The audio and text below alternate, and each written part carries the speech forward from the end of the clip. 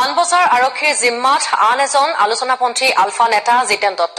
গৌৰীসাগৰ আৰক্ষীয়ে আটক কৰিছিল আলোচনাপন্থী আলফা নেতাজনক। সতৰ্কতামূলক ব্যৱস্থা হিচাপে জিতেন দত্তক আটক কৰা হৈছিল বুলি আৰক্ষীয়ে দাবী কৰে।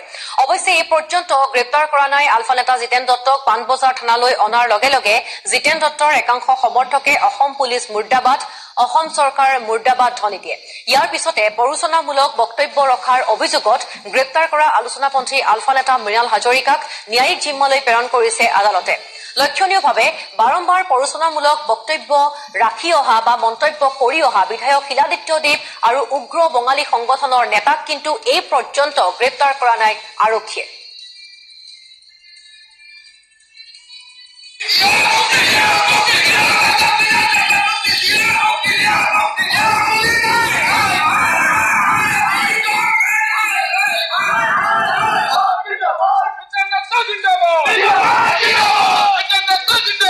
আজি পুৱাৰ ভাগৰ পানবজাৰ থানাৰ দৃশ্যাংশ আমি আপোনালোকক দেখুৱাইছো। যিহেতু পানবজাৰ আৰক্ষীৰ জিম্মাত আছে জিতেন দত্ত আৰু যিখিনি সময়ত তেখেতক লৈ অহা হৈছিল পানবজাৰ থানালৈ, তাৰ পাছতে তেখেতৰ কিছু সমৰ্থক তাত আহি উপস্থিত হৈছিল। অসম পুলিচ মুৰ্দাবাদ ধ্বনি দিয়া দেখিবলৈ পোৱা গৈছিল।